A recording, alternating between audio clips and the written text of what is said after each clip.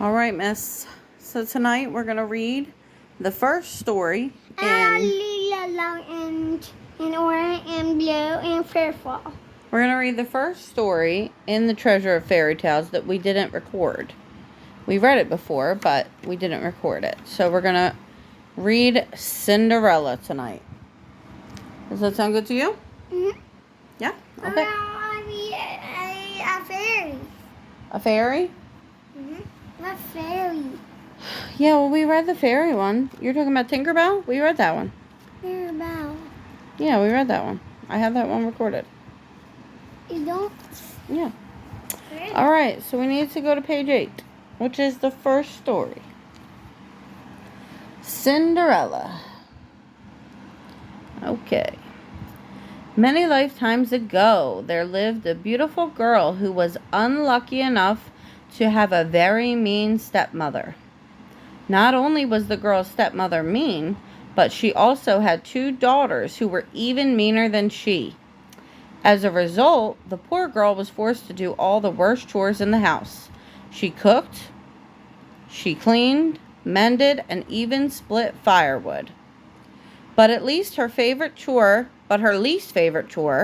was cleaning the ash and cinder out of the fireplace.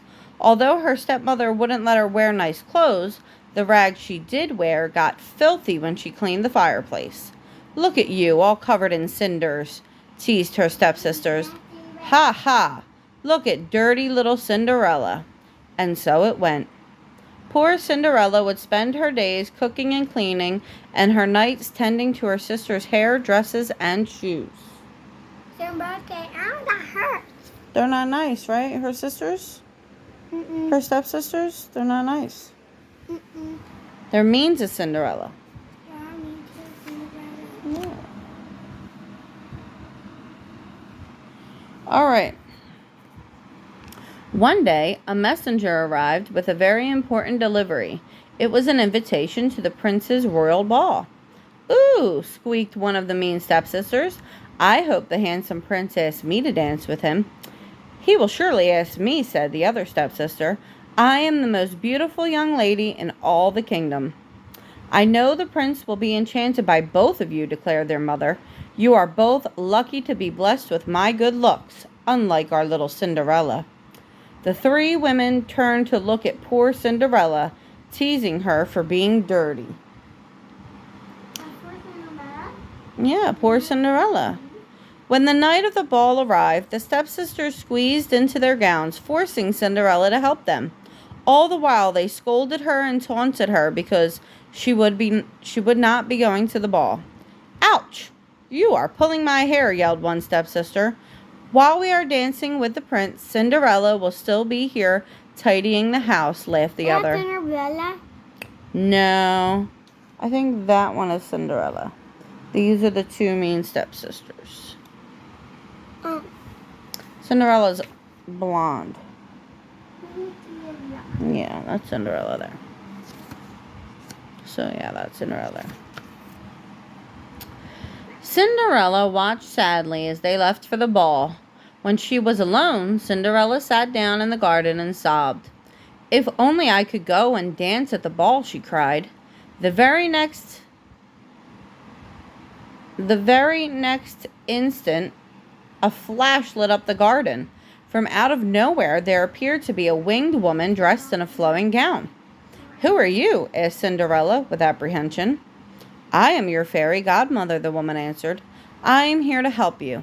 I have come to bring you the good fortune that you deserve. Tonight is the night of the royal ball, is it not? Would you like to go?" "Oh, goodness, yes," said Cinderella. "Well then," the fairy godmother said, "let's get you presentable, shall we?" With a wave of her wand, the fairy showered the garden with sparks. When Cinderella opened her eyes, she was amazed by what she saw.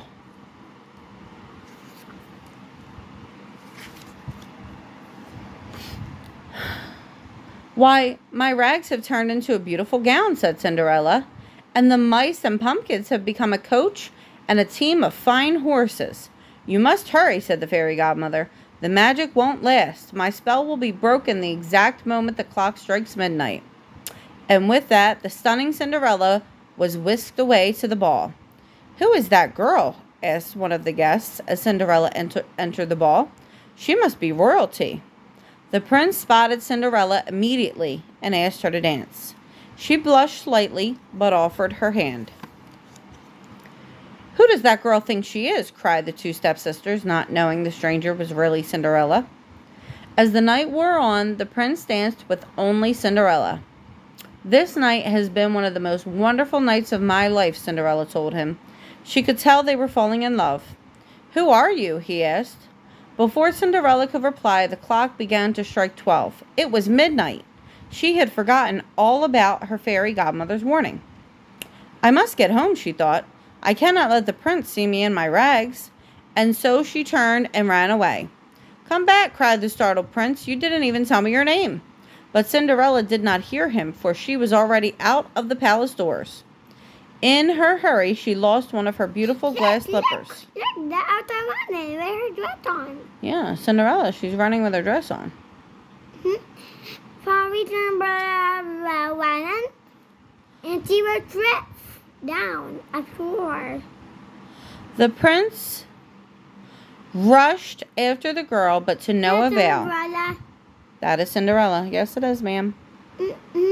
And she had a pink dress and a blue one. Yeah, because she was changing back into her regular outfit, her regular dress. However, the prince rushed after the girl, but to no avail. However, he did find the single glass slipper that she had left behind. As he bent to pick it up, a single tear slid down his cheek. The prince was crying. Oh, I think I went too far here.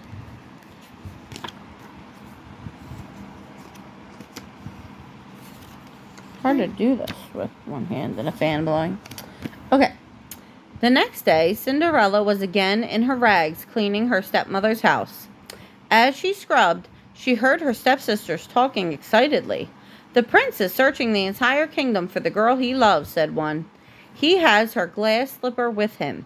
Whomever it fits, he will marry," said the other stepsister.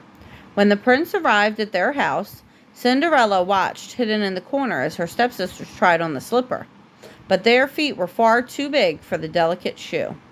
The prince was standing to leave when he spotted Cinderella. "Won't you try on the slipper?" asked the prince. "Dirty Cinderella?" laughed the wicked stepmother. "She is not the girl you love." But the prince insisted. Sure enough, Cinderella's foot fit perfectly inside the glass slipper. He looked past the ash-stained face and into Cinderella's eyes. It was her, all right. The prince had found his love at last. The couple rushed off to be married at once, and they lived happily ever after. No, not the end. The end. You never liked the end, huh? See, because that's the next story. We already read that. I know. We read every single story in this book. The Treasure of Fairy Tales. Treasury of Fairy Tales. But We read all the stories. Yeah, now. So tomorrow, we can start reading the other book, and we'll just split the stories up into parts, like Grandma said. Or we can look for some books on the tablet. You know, we could change it up, whatever. But yeah, we read every single story in this book. It's all done. Mommy, stop going fast. Go slow. Stop going fast, go slow. All right, it's time for bed. Good night. Good night. I love you. Oh, my puppy not cold. Your puppy's not cold? He's fine. He's fine. About me and baby dropped a fan. I love you. I like too.